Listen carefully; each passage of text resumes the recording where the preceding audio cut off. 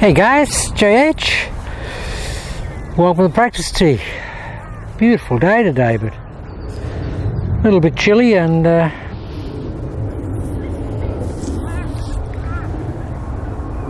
beautiful blue skies. Okay guys, where we are here is in some pretty deep rough. Probably 3 inches, 4 inches deep. If you're faced with this shot and it's around the green, anywhere from 10 yards onto the green to 20 yards onto the green, the main thing here is to really let this do the work for you. I know that there's a school of thought where you're told to open the face way up, open the stance way up, cock the club straight up, and so on and so on. Guys, I think all that is really to what I term cute. If you're Phil Mickelson, maybe you can do that. But if you just want to get out of the rough there and onto the green, you have to attack it from a more pragmatic mechanics point of view. Now some guys are saying that when they get in here, in trying to get it out by opening the face up and getting the stance open, that they're getting the occasional shank and it's scaring the daylights out of them. Now guys, you will get the shank if you set the shot up so that the club is leading with the hosel and you're way too much across the ball. And that is, if we've got too much shaft angles, if we're really open, got the face open, and we're like 30-40 degrees open to the line, you will get that propensity for the club to come in way too much from the outside with the hosel leading and the toe trailing. Because we don't want to do that at all. A much easier way is to set up reasonably square, if you can have the left foot back a little bit if you want to, but don't open the shoulders too much.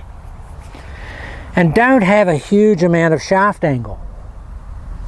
Just have, if anything, in a shot like this, I have negative shaft angle. I actually have the club laying back a little bit.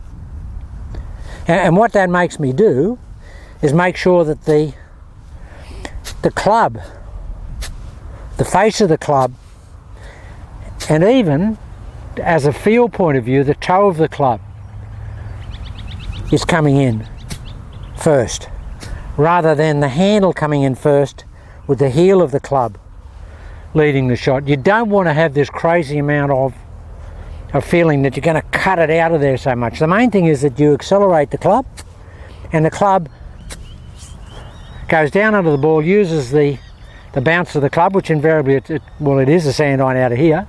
You want the most lofted, heaviest club with the most bounce out of a lie like this. So guys, what I do is I want that club, and it's just a normal cock. It's not a crazy, up and down and across the type shot. It's basically this.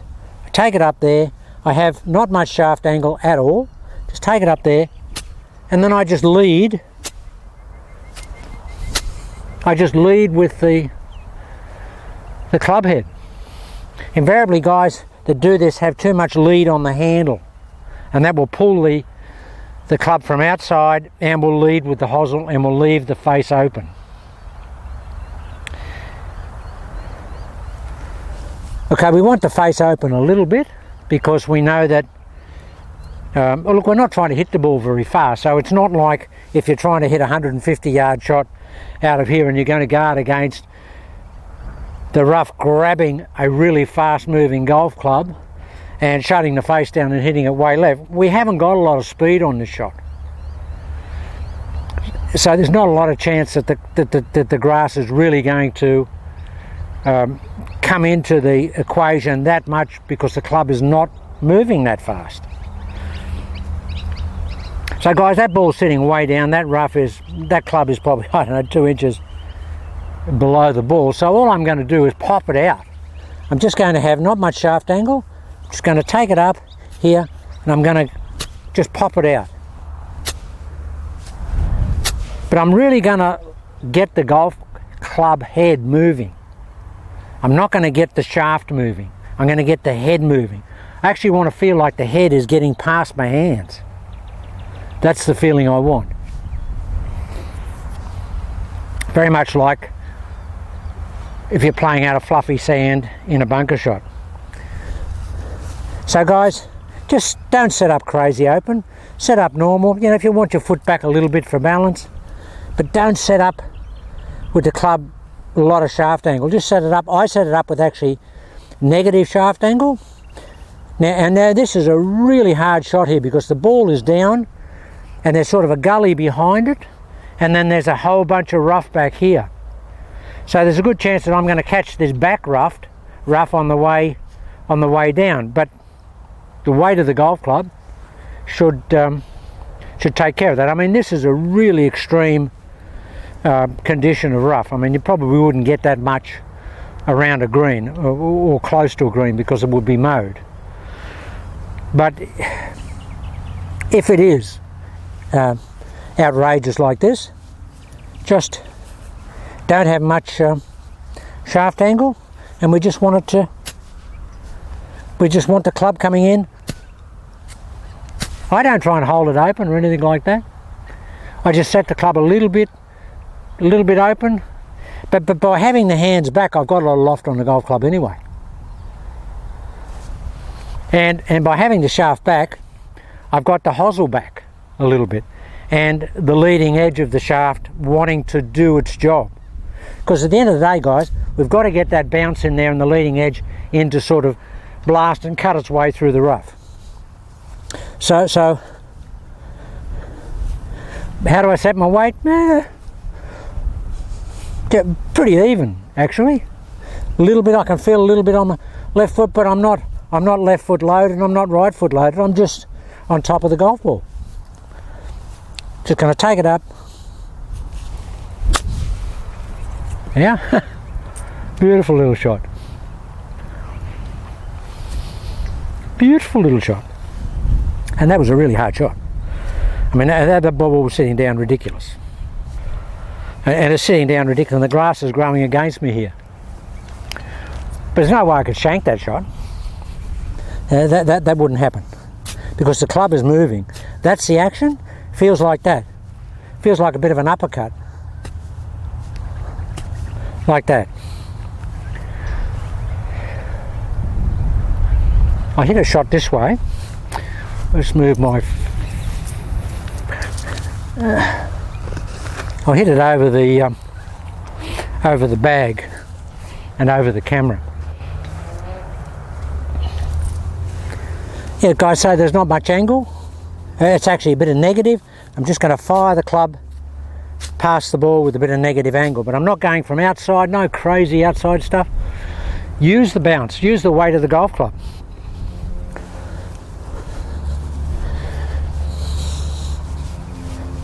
And it's just...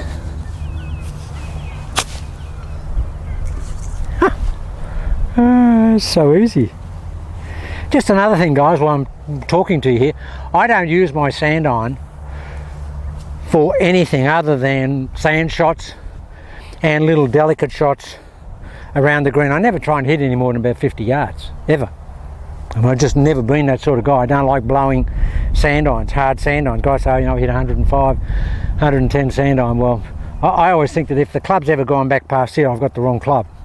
I'm trying to hit it too hard, so I never do that. And because I do that, I want a lot of feel in the golf club and a lot of hand association. So what I do, guys, is that I build my grip up. This grip here is an oversized jumbo lambkin, and it's got over and above that, it's probably got about, you know, 6 papers underneath it. Look at it. I mean, it's a bit like a it's way thick, really thick. Now the advantage of that is that I can palm it quite a lot. Not so much hold it in the hands too much, just palm it, so that the club becomes very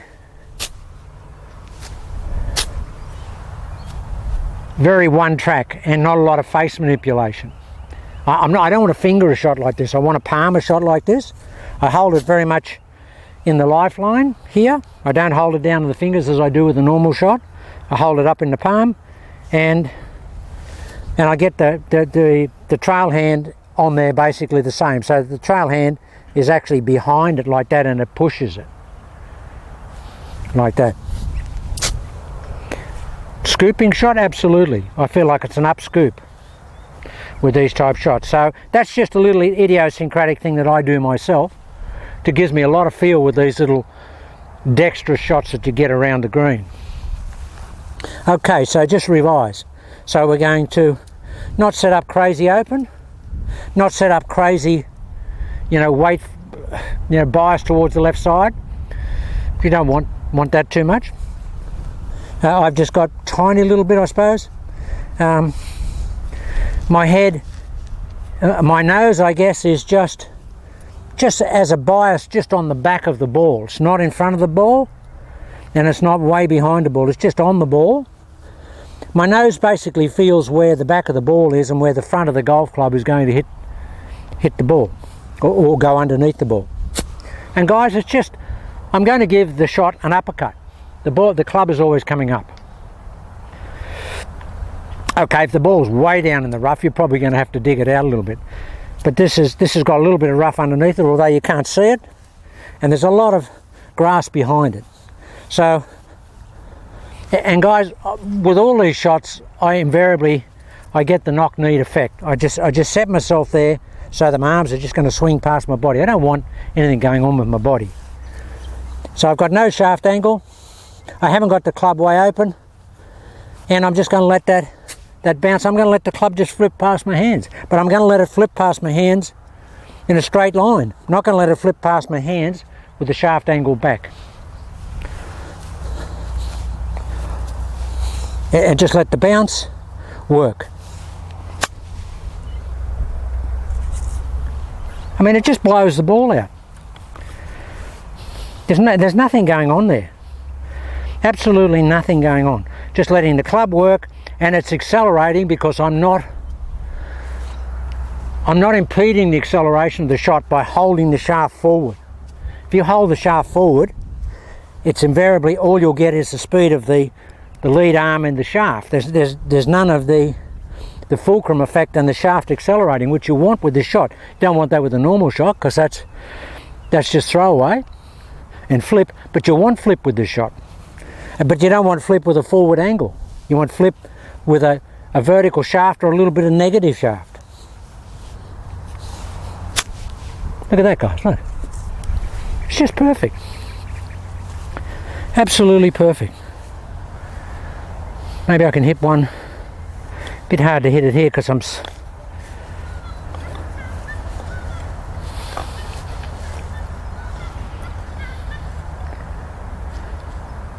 mean, that's horrible. That is down, underground, all tangled, and it's just awful. I mean, that is just a what we call a rotten stinker of a lie. But look at that. See how beautiful that comes out? Now, I couldn't do that, guys, if I had shaft lean. Invariably, when guys lean the shaft, now this is what happens. Invariably, when you push the shaft forward, you open the face. And clearly, you set the hosel in front of the toe. I don't want that at all. I don't want any of that. So the main message is set up with the shaft perpendicular, or even a little bit of Count Yogi back lean here. And this is what it feels like, guys. It feels like that. Doesn't feel like a cutting action across with the club face open and the handle leading. It just feels like I'm doing that. What could be simpler than that?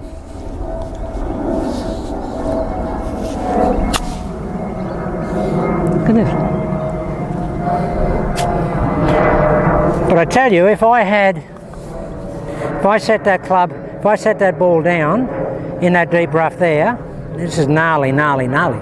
And I had lots of angle here. Now immediately I feel that the club is not accelerating enough to get through the grass. It just feels like the handle is blocking the release of the club head on this little shot. See, we don't want to have any lag on a shot like this. You want to have throwaway. Now that to me feels like I'm pulling the hosel into the shot, face is wide open, and the head is being retarded. A lot of people say my head is retarded, or the thing inside it. And guys, you know, like a lot of the wedges these days don't have any bounce on them. Now it depends where you play, but I've always gone for wedges that have a lot of bounce. I always usually play with about 14 degrees of bounce. Those old Sandy Andes that Mo used, they had about, I don't know, 16 degrees of bounce. But I don't like the wedges today. And a lot of the sand irons today have got no loft on them. They're 54 degree sand irons. I like to have at least, you know, 56, 57. I don't go 58, 59 or so, but 56, 57 with about 14 degrees of bounce for me is a good combination, because here, when I've got a lot of bounce and a lot of flange, I can really use the flange to just get through the grass. As I say, don't hit this shot very far, and you won't be required to hit this shot very far around the green, because you won't find this, unless it's a US Open, invariably you won't find this type of rough around the green. Interesting, guys, when, just as a digression, one of the sand irons that Mo had, like all his golf clubs, he used to grind them off on the bottom to that first groove. I mean, there was no radius on them, they were just dead flat across there. And they were amazing, you could shave with them. And his sand iron, although the old Sandy Andy, I don't think he ground that off. But there were a couple of sand irons that I saw that were actually ground off, and they were really sharp. And there was a guy I know that I used to play with up in the mountains here in Sydney, and he was amazing out of any type of rough, and his sand iron, I promise you guys, you could shave with it. It was actually a very dangerous weapon. It was just absolutely razor sharp on the front, and no matter how long the rough was, it would just cut it like a scythe. And of course he was a picker and a very shallow attack, so whenever I used to hit his sand iron, I'd take divots as big as a dinner plate, because it was so sharp. You only had to have any type of you know, little early bit on it, and man, it just took the ground out. There was no bounce at all. I wouldn't suggest going to that extreme, but you don't want to do any of that if you're going to play these type of shots. But that was just a digression. So guys, just to recap, just set up reasonably square, don't set up face open, don't take it outside, don't lead with the handle. And if you're only using your sand iron for these delicate shots, and you're not someone who wants to blast his sand iron a long way, put a big grip on it. Put one of those Lamkin jumbos on and put a few papers underneath them, and make it as parallel as you can. I don't have hardly any taper on this, because I like to just get that right hand in position here where I can just flip it on these shots here. Just want to just take it back and flip it under like that. Now it's predominantly, it's just a right, for me it's a trail hand shot. I just take it back square, negative shaft, and I just flip it under. Okay guys, that's just for if you have trouble getting out of the rough and you're hitting the occasional shank, and I think it's because you've got it open too much shaft angle, pulling the handle. We don't want to pull the handle, we want to throw the head.